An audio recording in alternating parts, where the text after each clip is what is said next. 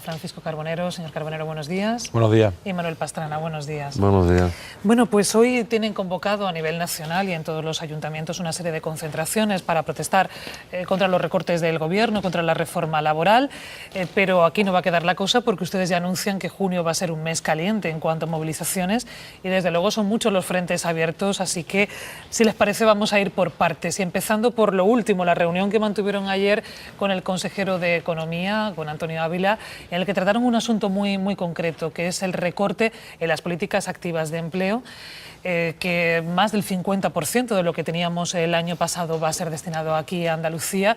Y lo primero es preguntarle, señor Carbonero, qué consecuencias directas va a tener este recorte en las políticas activas de empleo aquí en nuestra comunidad.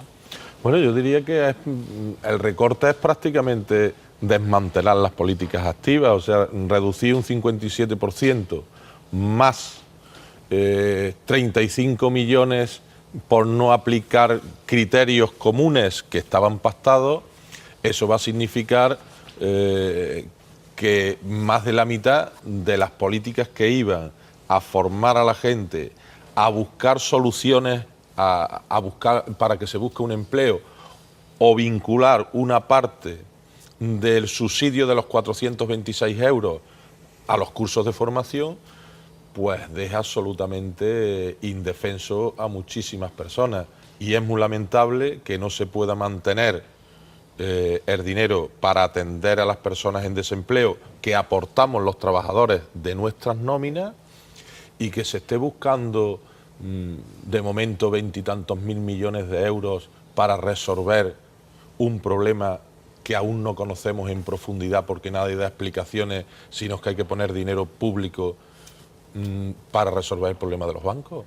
Esto es absolutamente demencial, por mucho que quieran justificar, por muchos acuerdos que quieran hacer entre gobierno y oposición para no trasladar ese debate a la sociedad, pero creo que eso va a haber una contestación tremenda, al menos en Andalucía, y nosotros la vamos a promover. ¿Y ha habido algún tipo de explicación, de razonamiento por parte del Gobierno central de por qué se recorta exactamente en un momento en el que tenemos pues ya camino de esos 6 millones de parados, se recorta precisamente en esos cursos de formación, en esas aportaciones también para los desempleados?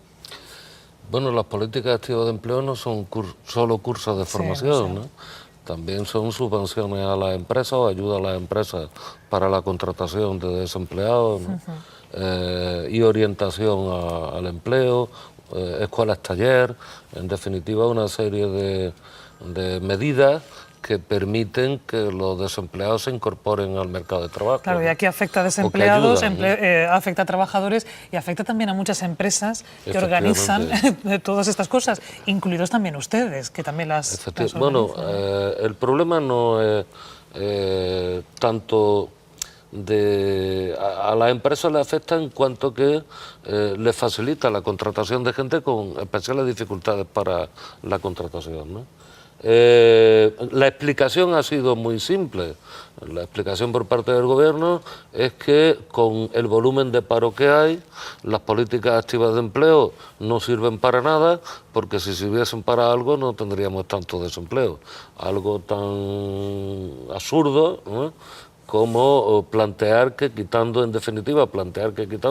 las políticas activas de empleo vamos a tener más empleo. Quiero decir, no ha habido una explicación, forma parte de la estrategia de recorte y en este caso pues creo que se recorta efectivamente donde más se necesita.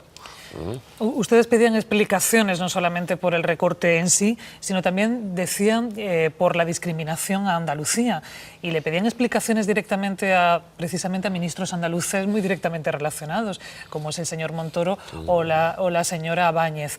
Me pregunto si, porque también mencionaron en el día de ayer a la delegada del Gobierno, si han solicitado algún tipo de reunión con Carmen Crespo para tratar sobre este asunto. Sí, vamos a mandarle una carta a la delegada del Gobierno, no solo para que dé explicaciones, sino para que reivindique el Gobierno de España que lo mismo que se ha hecho, por ejemplo, con Extremadura, que le han recortado, no le han aplicado los criterios e inmediatamente han hecho un plan especial de empleo para resolverle el problema a Extremadura. ¿Por qué Andalucía? ¿Cuáles son las razones ¿por qué no se hace eso con Andalucía? ¿Ustedes consideran que hay discriminación con Andalucía? Absolutamente. Sí, pero partida... hay una cosa que es, alguien de alguna otra comunidad autónoma que tenga 2 ministros en el gobierno de España, en temas tan esenciales para la economía y para el empleo como son Hacienda y empleo, ¿estarían haciendo el pressing y la discriminación con Andalucía y los argumentos si fueran de otras comunidades autónomas? Yo creo que el Partido Popular y estos 2 ministros tienen que darle explicaciones a los andaluces que los han votado para que estén ahí en el Congreso de los Diputados. Y esto parece que no interesa a nadie, pero lo que están haciendo en relación a Andalucía, del desprestigio y de la discriminación, tiene que ser una campaña, no sé qué intereses tendrán, pero desde luego muy del interés de los ciudadanos andaluces no son, ¿no? Señor Pastrana, ¿qué quiere añadir a lo que Sí, dice el no, señor Carbonero? que de partida hay una discriminación, teniendo en cuenta que se cambian los criterios, se tratan a todas las comunidades igual, se aplica un recorte del 57%. Antes he visto los titulares que decían del 50%, pero en realidad es el 57% más del 50, a todas sí. las comunidades igual. O sea, se trata igual, independientemente del número de parados que haya, al País Vasco que a Andalucía. Al País Vasco, con un 14% de paro, se le plantea el mismo recorte que a Andalucía, con un 33% de paro, ¿no? A partir de ahí ya hay, en el tratamiento teóricamente igual, hay un tratamiento discriminatorio, pero además es que a Andalucía, además del 57%, se le aplican, no se sabe muy claro qué criterios, por los cuales nos quitan 35 millones más. Eso solo ocurre además con Extremadura. Y como acaba de comentar Paco, a Extremadura inmediatamente se añade vía presupuestos del Estado, enmienda los presupuestos del Estado, un plan de empleo que viene a suplir la cantidad que se le quita, con lo cual se queda solo Andalucía con el 57% más 35 millones extraordinarios. Bueno, yo creo que los datos ponen de manifiesto lo que ponen, ¿no?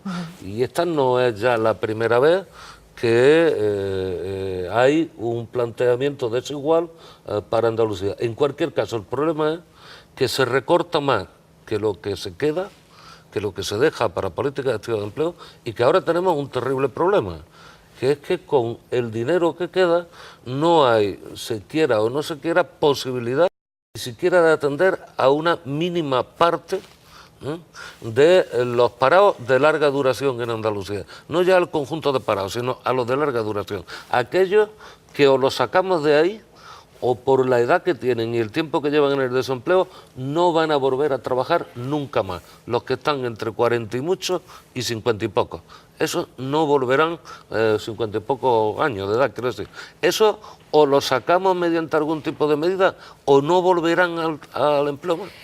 Quería añadir a todo esto esas declaraciones que también hemos comentado aquí en la mesa del secretario de Estado de Administraciones Públicas, del señor Antonio Beteta, en las que pues amenazaba a Andalucía en caso de, como ahora se ha retrasado la aplicación del plan de ajuste, porque el Gobierno ha decidido que deben antes dialogar con ustedes y dar ese margen al diálogo y algunas modificaciones, pues decir, bueno, pues que si no se cumple este plan de ajuste, no se presenta ya, pues podemos quitar el pago de los pagos a proveedores, esos 2.700 millones de euros. ¿Qué reflexión les merecen estas palabras del señor Beteta, señor Carbonero?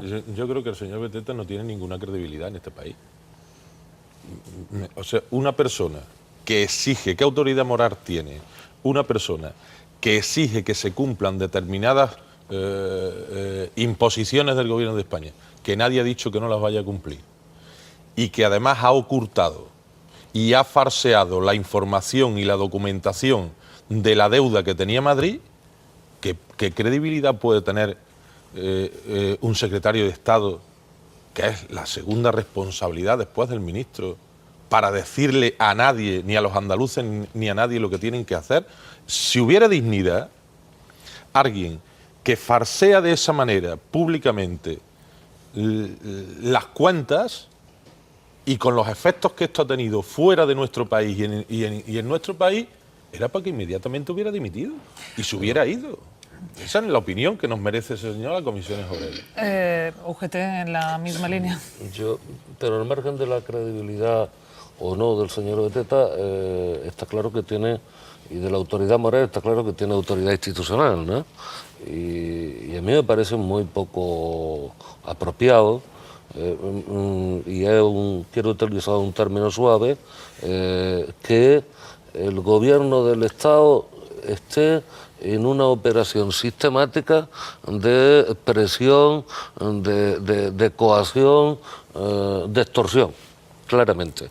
Porque el gobierno de la Junta creo que ha dicho claramente que va a cumplir con el plan de ajuste. Es más, desde UGT tenemos absolutamente claro que si la Junta no cumple el plan de ajuste, eso sería una catástrofe para Andalucía. Aunque no les guste el plan de ajuste que ha diseñado la Junta. Hombre, por supuesto que no nos gusta. ¿Les ha decepcionado que un gobierno de izquierdas haya diseñado justamente este plan de ajuste en el que hay sobre todo unos perjudicados muy claros y directos, que son los funcionarios y empleados públicos con la rebaja de salarios? Pues no, sinceramente no. No me decepciona que lo haya hecho. Lo que me decepciona profundamente es que el gobierno no tenga ningún margen de maniobra para poder realizar un plan de ajuste sin la presión y la coacción que hay, que creo que es el problema de fondo. Porque lo que en este momento se plantea es un espacio para poder encontrar a través de la negociación fórmulas distintas de ajuste que no sea hacer recaer sobre el conjunto de los trabajadores. Nosotros estamos de acuerdo con el planteamiento del gobierno de que no se despida a nadie, de que esto no suponga una pérdida de decenas de miles de empleos como está suponiendo en otras comunidades autónomas, o que el plan de ajuste no suponga la privatización o el cierre de servicios. En ese sentido, UGT los comparte totalmente. No compartimos el hecho de que el ajuste, una cantidad tan grande del ajuste tenga que hacerse recaer sobre los salarios. Pero también creemos que hay fórmulas para paliar eso. Pues cuéntenos qué proponen ustedes, qué les van a proponer o qué le están proponiendo ya al gobierno andaluz en estos días de negociación, en este margen que van a tener para negociar. Porque está claro que en un principio lo que ponían sobre la mesa era o despidos o esto. Esto es lo que decía el gobierno. Nosotros le hemos dicho al gobierno, lo hemos dicho públicamente y lo reitero. Comisiones Obreras no va a firmar ningún acuerdo de recortes con ningún gobierno. Por filosofía. O sea, si estamos en contra de unas políticas que son las que imponen los recortes, se hagan en el ámbito que se haga, nosotros no le vamos a firmar ni al gobierno andaluz ni al gobierno de España un acuerdo de recortes que además no genera ninguna garantía ni de estabilidad de empleo de futuro, ni ninguna garantía de permanencia de los servicios desde lo público. Por tanto, partiendo de ahí, nosotros lo que sí vamos a intentar es aminorar el daño en relación a los servicios que se tienen que prestar a los ciudadanos y en relación al empleo y a su calidad. Y en esa dirección, nosotros lo que le exigimos primero al gobierno es que nos diga con claridad dónde van a estar o dónde ponen los recortes. O sea, que nos digan claramente dónde es en sanidad, dónde es en educación, dónde en administración general y dónde es en las empresas públicas. Y a partir de ahí, cuando tengamos un conocimiento exhaustivo que no sea global sobre los 770 millones, podremos opinar con más claridad cómo aminorar o cómo mermar el daño y el impacto que tenga negativo en los servicios y en la Sí. Y en cualquier caso, ¿van a salir a la calle a protestar? Tenemos convocadas movilizaciones y vamos a hacer movilizaciones no solo en relación a un recorte concreto. Si el problema de nuestras movilizaciones es que es contra una determinada política que es la que nos está llevando a esta situación y por tanto cuestionamos la mayor, ¿no? Es que la raíz del mal está ahí, en el desarrollo de una política económica con unas consecuencias demoladoras sobre la propia economía, el empleo, los servicios públicos, la empresa privada. Es decir, estamos en una dinámica de desarrollo de una política que viene desde Europa, asumida a pie juntillas por el gobierno de España y que tiene una serie de consecuencias sobre las que no se ve nunca al final, solamente vemos los desastres paralelamente. En este caso, en el caso de los recortes de la Junta, a efectos de la UGT no se trata de firmar nada. El Gobierno tiene que asumir su responsabilidad, ¿no? Pero sí se trata de plantearle al Gobierno que antes de afectar empleo, o de antes de afectar servicios, o afectar sin más nóminas de los trabajadores, hay dentro de las distintas partidas del presupuesto de la Junta, que no olvidemos que son 29.000 millones de euros, la necesidad de sanear, yo diría, otra serie de gastos que se están y que en este momento no son gastos que a nuestro entender sean estrictamente necesarios. Eso es lo que le estamos planteando al Gobierno. ¿Por ejemplo?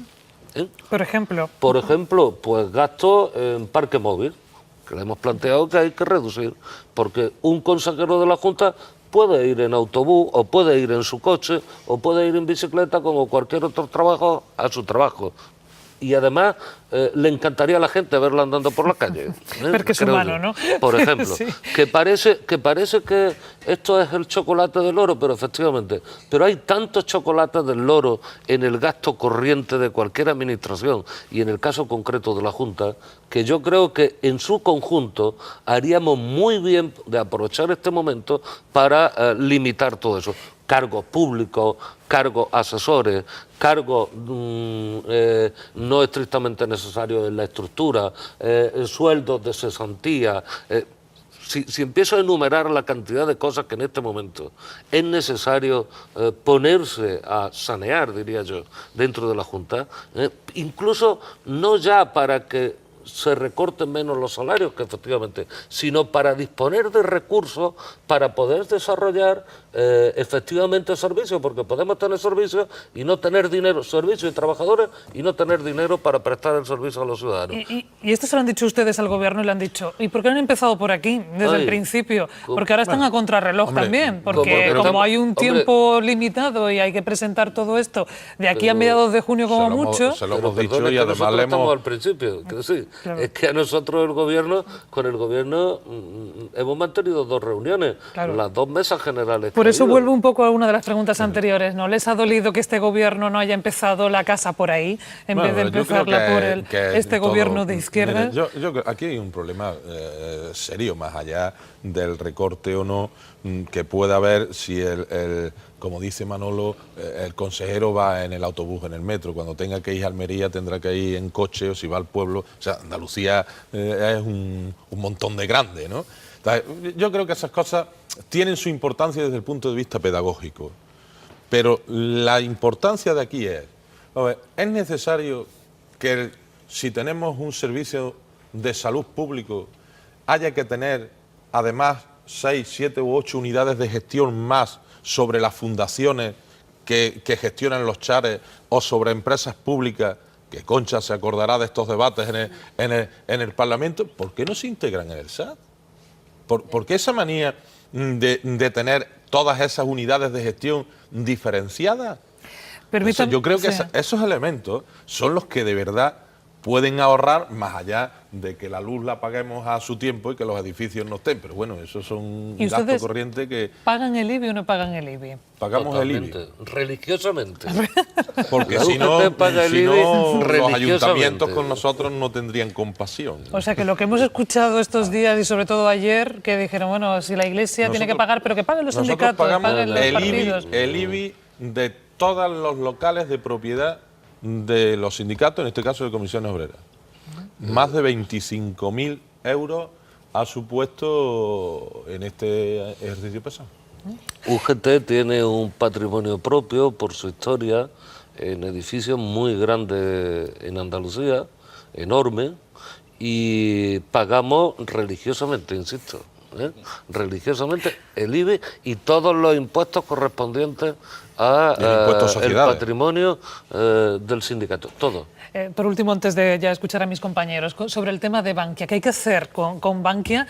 Es verdad que es difícil entender para un ciudadano, y aquí lo íbamos contando desde ayer, que teniendo en cuenta los recortes que estamos sufriendo en educación, en sanidad y en otras muchísimas cuestiones, haya que aportar pues cerca de 20.000 millones de euros, porque ya se aportó antes más dinero, a una entidad bancaria como es el caso de Bankia, que no es la única a la que se tendrá que aportar dinero o se ha aportado dinero.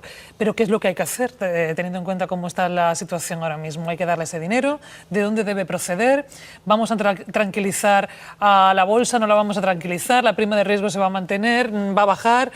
¿Qué se puede hacer en estos momentos? Yo creo que si nosotros que vivimos en este país y somos actores de lo que sucede, cada uno en mayor o menor medida, no tenemos absolutamente claro de cuál es la situación del sector financiero en este país, después de 4 años, 5 años ya, sabiendo que había unos activos sobrevalorados del ladrillo, que había préstamos que no iban a pagar porque habían quebrado un montón de inmobiliarias, que es donde de verdad está. El problema no está en el que tiene la vivienda protegida que no deja de pagar la hipoteca, eso es un porcentaje muy pequeño de la morosidad. Quien han sido los morosos y son los morosos son los poderosos, las grandes inmobiliarias, el sector inmobiliario especialmente. Claro, sale lo de Bankia, pero te anuncian todos los días otras 2 o 3 entidades que pueden estar lo mismo o peor, ¿no?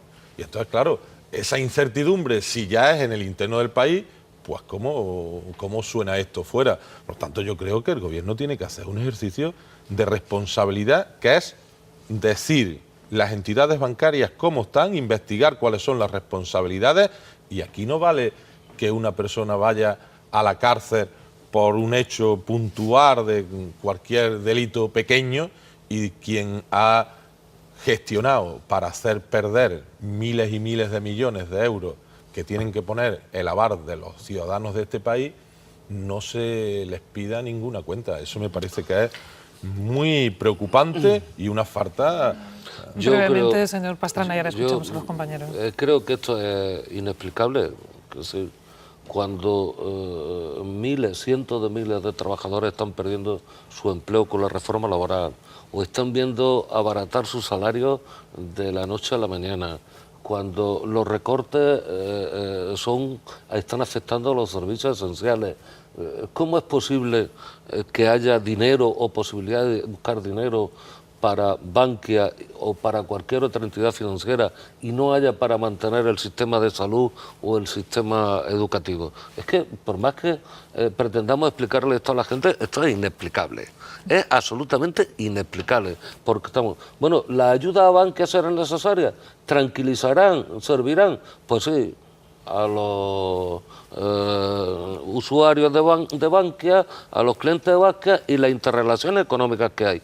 Pero termino, creo que solamente estamos al principio del levantamiento de la alfombra de la banca y de las entidades financieras españolas, y que las dichas auditorías pueden provocar situaciones, poner de manifiesto situaciones muy similares a Bankia en otras entidades.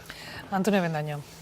Yo quería preguntarle, bueno, primero una matización, porque como tengo algunos amigos de la Junta son conductores profesionales, no creo que les haya gustado oír que quiere usted quitar los coches, porque claro, los va a dejar sin empleo. Bueno, aún así, en la medida del gobierno también estaba, ¿no? No, tiene ese riesgo. Sí. No, yo como consideración general también creo que hay que saber cuánto se gasta el loro en chocolate. Yo creo que eso hay que saberlo como consideración general. Pero quería cambiar más bien de tercio y preguntar si los recortes en la función pública que va a haber en Andalucía, si se corre otra vez el riesgo, como en los recortes anteriores que impuso el Gobierno central, de que en determinadas empresas públicas no se apliquen, que tienen convenio colectivo, no se apliquen esos recortes y en cambio otros funcionarios o empleados públicos sí que los sufran, lo cual es una situación pues poco equitativa. No, en este caso el planteamiento al menos que nos ha trasladado a nosotros el Gobierno, es que los recortes van a afectar a la aproximadamente 270.000 trabajadores que o bien desde la función pública o de las distintas empresas públicas cobran directa o indirectamente del presupuesto de la Junta. Y por supuesto, eliminar los coches no significa quitar a los conductores. Otra cosa es es que todos los cargos de la Junta tengan que tener un conductor y un coche personal, bueno, sí. Y que evidentemente, como decía Paco, en una comunidad como la Andalucía el parque móvil público tiene que seguir existiendo y los conductores tienen que seguir existiendo. Otra cosa es que tenga que ir a recogerme a mi casa por la mañana el coche oficial. Bueno, si les parece, vamos a ir alternando las respuestas para ahorrar tiempo. Paco Jiménez Alemán. Sí, se ha visualizado con motivo del recorte a la función pública, a los funcionarios, se ha visualizado un primer desacuerdo en la coalición de gobierno, ¿no?, entre Izquierda Unida y el presidente de la Junta y el Partido Socialista. Yo creo que eso es indicativo de lo que puede suceder en el futuro. Pero, en fin, en cualquier caso, y dado marcha atrás, como se ha dado para negociar precisamente con los sindicatos, la posición de ustedes va a ser la progresividad en el recorte, o, como hay otras voces que dicen, que debe ser lineal e igualitaria para todos. Sí, bueno, primero, se puede aplicar hoy los recortes a todo el sector público, incluido las empresas públicas, entre otras cosas porque ha habido una reforma laboral que permite a las empresas de forma unilateral aplicar cualquier tipo de recorte o descolgarse del convenio, que no era posible antes. Por tanto, eso es posible por la reforma laboral. Segundo, nosotros siempre apostamos por la progresividad, porque no nos parece que a quien cobra 1.000 euros, que hay muchos empleados públicos que cobran 1.000 euros y menos se le desquite lo mismo que al que cobra 5, 6 o 7. Lo mismo que planteamos que haya también, y que si el presidente de la Junta es el máximo responsable del gobierno andaluz y tiene un determinado salario, no sé por qué tiene que haber tantos cargos de libre designación que estén por encima de los salarios del gobierno. Todos esos equipos directivos que nosotros creemos que tienen que estar bien pagados, pero no tienen que tener un exceso del mercado, porque en el mercado tampoco se paga tanto. Quizás muchos dirigentes de estos estuvieran en el mercado, estaban bastante menos remunerados que están en estos momentos. Última pregunta, Concha Caballero. A mí es que no me salen las cuentas, porque o hay reparto de trabajo, o hay aumento de la jornada laboral, las dos cosas juntas no. Entonces, como resulta que hay aumento de la jornada laboral, en la educación 2 horas más, en todos los empleados públicos 37 horas y media, eso significa que va a ir gente a la calle. Seguro. Entonces, ¿hay forma de sortear eso? ¿Han planteado algo de esto en la mesa de negociación? Señor Pastrana. Sí, efectivamente hemos planteado un conjunto de medidas partiendo en el caso de la educación o en el caso de la sanidad, que permiten asumir el personal interino que hay en este momento. Quiero decir, en sanidad hay un déficit de trabajadores en este momento, los servicios están por debajo de los mínimos. Cuando se convoca una huelga en sanidad no hay alteración porque están los que están, quiero decir, no hay más. En este momento eso se puede asumir perfectamente. El único problema está en el coste, que tú con ampliación de jornada, manteniendo los puestos de trabajo que teóricamente tendrías que salir, con el mismo coste tienes que asumir el conjunto de la plantilla para que no se vaya. Y de ahí que se plantee el recorte, salarial. Nosotros lo que consideramos es que hay otras posibilidades, cuando menos de aminorar sustancialmente ese recorte y plantearlo fundamentalmente para aquellos colectivos que económicamente tienen una situación más saneada, no para los que cobran apenas 1.000 euros o por debajo de 1.000 euros, que hay muchísimos en la Junta. Pues aquí lo vamos situaciones saneadas hay pocas. Aquí lo vamos a dejar, no tenemos más tiempo. Gracias, señores Carbonero, Pastrana, y hasta el próximo día.